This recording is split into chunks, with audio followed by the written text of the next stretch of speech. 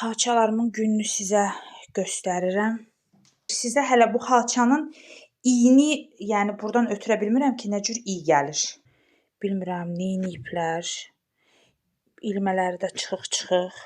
Vətəndaş Nuriyeva Qəmər redaksiyamıza müraciət edərək Instagram sosial şəbəkəsində Kristal xalça yuma səhifəsində gördüyü yay endirimi kampaniyasından yararlanmaq üçün xalçalarının yuyulması ilə bağlı sifariş verdiyini bildirib. Şikayətçinin sözlərinə görə şirkət əməkdaşları həmin gün ünvanına gələrək xalçaları təhvil alıb və ödənişi əvvəlcədən tələb ediblər. O ödənişi etdikdən sonra xalçaların 8 gün ərzində qaytarılacağı vəd edilib.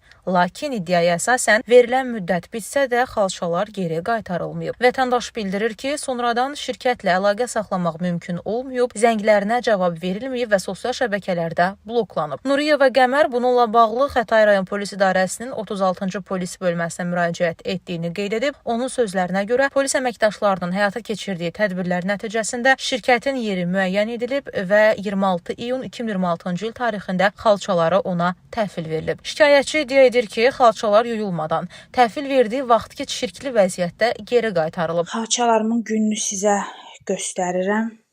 Sizə hələ bu xalçanın iyini, yəni burdan ötürə bilmirəm ki, nə cür iy gəlir.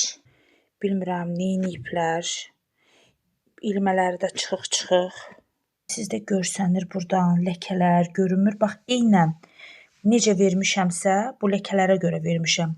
Necə bu ləkələrlə vermişəmsə, bax bu gündə də mənə qaytarıblar. Vətəndaş digər istehlakçılara da ehtiyatlı olmağa çağıraraq bildirib ki, bu şirkətə xalça və ya digər əşyalarına etibar etməsinlər. Qeyd edək ki, yazıda səsləndirilən iddialar şikayətçinin şəxsi mövqeyini əks etdirir. Məsələ ilə bağlı adı çəkilən şirkətin mövqeyini dərc etməyə hazırıq.